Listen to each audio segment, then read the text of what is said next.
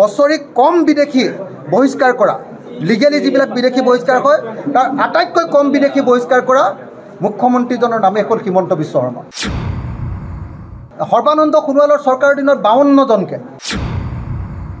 আপোনাৰ বছৰি 154 জনকৈ বহিষ্কাৰ কৰা হৈছিলে কি কয় তৰুণ গগৈ ডাঙৰীয়াৰ দিনত।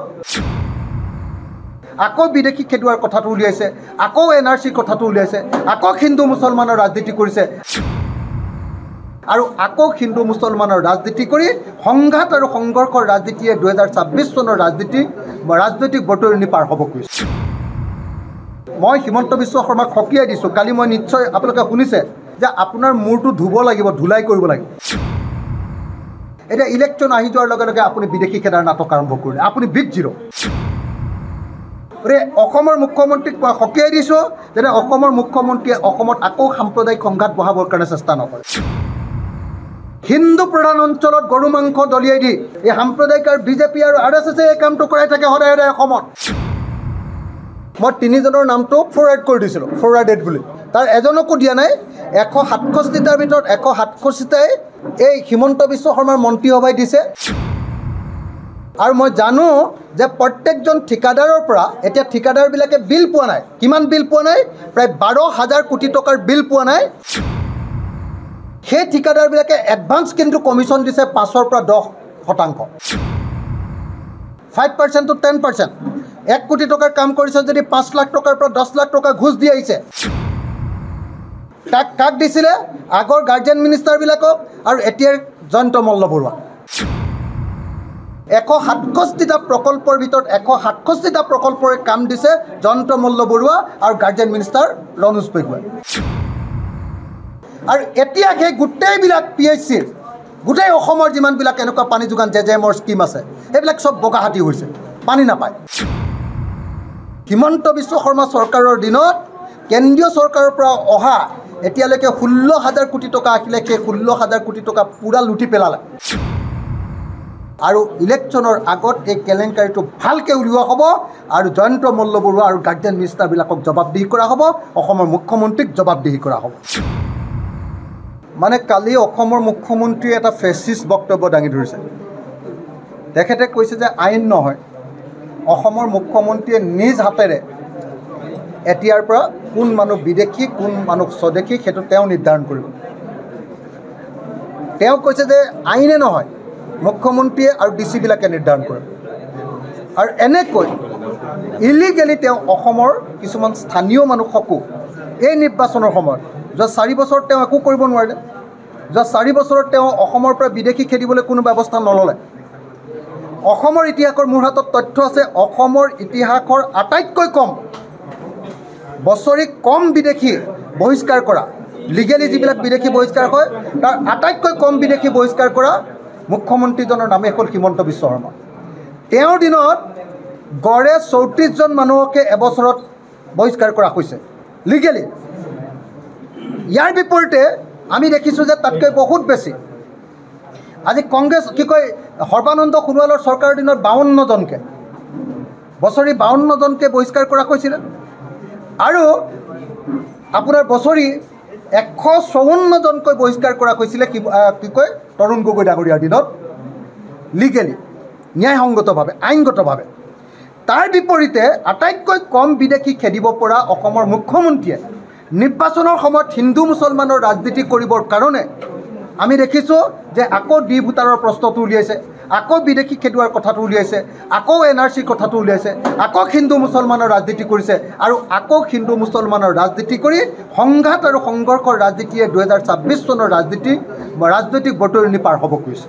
সেইকাৰণে মই হিমন্ত বিশ্ব শৰ্মাক সকীয়াই দিছোঁ। কালি মই নিশ্চয় আপোনালোকে শুনিছে যে মই হিমন্ত বিশ্ব শৰ্মাক কৈছোঁ যে আপোনাৰ মূৰটো ধুব লাগিব, ধুলাই কৰিব লাগিব। বিধানসভাতে কৈছোঁ, আপোনালোকে চাইছেনে নাই মই নাজানো। মই বিধানসভাতে তেওঁক সন্মুখত থিয় কৰাই লৈ কৈছোঁ যে আপোনাৰ মূৰটোত একেবাৰে সাম্প্ৰদায়িক বীজাণুৱে ভৰ্তি হৈ গ'ল, আপোনাৰ মূৰটো নতুনকৈ ধুব লাগিব, ধুলাই কৰিব লাগিব। 1 নম্বৰ মই কৈছিলোঁ যে আপুনি এজন জিৰ', আপুনি হ'ল এজন বিগ জিৰ'। আপোনাৰ কোনো কাম নাই, কাৰণ আপুনি ইমান দিন ধৰি 4 বছৰে একো বিদেশী খেদিব নোৱাৰিলে, বিদেশী খেদিবৰ কাৰণে কোনো ব্যৱস্থা ল'ব নোৱাৰিলে। এতিয়া ইলেকশ্যন আহি যোৱাৰ লগে লগে আপুনি বিদেশী খেদাৰ নাটক আৰম্ভ কৰিলে। আপুনি বিগ জিৰ'। এইবুলি কৈছিলোঁ গতিকে অসমৰ মুখ্যমন্ত্ৰীক মই সকীয়াই দিছোঁ যেনে অসমৰ মুখ্যমন্ত্ৰীয়ে অসমত আকৌ সাম্প্ৰদায়িক সংঘাত বঢ়াবৰ কাৰণে চেষ্টা নকৰে এইকেইদিন ঈদত আপোনালোকে দেখিছে বিজেপি আৰু RSS দলে হিন্দু প্ৰধান অঞ্চলত গৰু মাংস দলিয়াই দি এই কামটো বেলেগে কৰা নাই এই সাম্প্ৰদায়িক আৰু বিজেপি আৰু RSS এই কামটো কৰাই থাকে সদায় সদায় অসমত চৰকাৰৰ মানুহবিলাকে এই কামটো কৰাই থাকে সাম্প্ৰদায়িক সংঘাত লগাবৰ কাৰণে এই কাম নকৰিবৰ কাৰণে আৰু তেওঁলোকৰ নিজৰ কাম দেখুৱাই উন্নয়ন দেখাই ভোট বিচাৰিবৰ কাৰণে মই হিমন্ত বিশ্ব শৰ্মাক প্ৰত্যাহ্বান জনাইছোঁ এতিয়া মই আৰু এটা কথা আছিলে যে শিৱসাগৰৰ ক্ষেত্ৰত কি হৈছে শিৱসাগৰ সমষ্টিত 167টা নে কেইটা জল জীৱন মিছনৰ কাম কৰিছে আৰু 167টা জল জীৱন মিছনৰ আঁচনিৰ ভিতৰত 0টাত মই তালিকা দিছোঁ মই 3খন তালিকা দিছোঁ 3টাত তিনিজন ঠিকাদাৰৰ মই তালিকা ৰিকমেণ্ড কৰি দিছিলোঁ মানে 3জন মানুহক দিবলৈ কৈছিলোঁ তাৰ এজনকো দিয়া নাই তাৰ স্থানীয় ঠিকাদাৰ 3জনে মোৰ ওচৰত আবেদন জনাইছিলে মই 3জনৰ নামটো ফৰৱাৰ্ড কৰি দিছিলোঁ ফৰৱাৰ্ডেড বুলি তাৰ এজনকো দিয়া নাই 167টাৰ ভিতৰত 167টাই এই হিমন্ত বিশ্ব শৰ্মাৰ মন্ত্ৰীসভাই দিছে আৰু মই জানো যে প্ৰত্যেকজন ঠিকাদাৰৰ পৰা এতিয়া ঠিকাদাৰবিলাকে বিল পোৱা নাই কিমান বিল পোৱা নাই প্ৰায় 12,000 কোটি টকাৰ বিল পোৱা নাই সেই ঠিকাদাৰবিলাকে এডভান্স কিন্তু কমিশ্যন দিছে 5ৰ পৰা 10%, 5% to 10%। 1 কোটি টকাৰ কাম কৰিছে যদি 5 লাখ টকাৰ পৰা 10 লাখ টকা ঘুষ দি আহিছে তাক কাক দিছিলে আগৰ গাৰ্জেন মিনিষ্টাৰবিলাকক আৰু এতিয়াৰ জয়ন্ত মল্ল বৰুৱা তাৰ উপৰিও আকৌ কোনোবা MLA বিলাকেও খায় বুলি মই জানো MLA বিলাকৰ 3% জল জীৱন মিছনৰ MLA বিলাকৰ 3% সবে লয় নে নলয় মই নাজানো কিছুমানে লয় বুলি মই শুনিছোঁ কিন্তু মন্ত্ৰীয়ে লয় হয় গাৰ্জেন মিনিষ্টাৰে লয় নহ'লে জয়ন্ত মল্ল বৰুৱাই লয় 5ৰ পৰা 10%।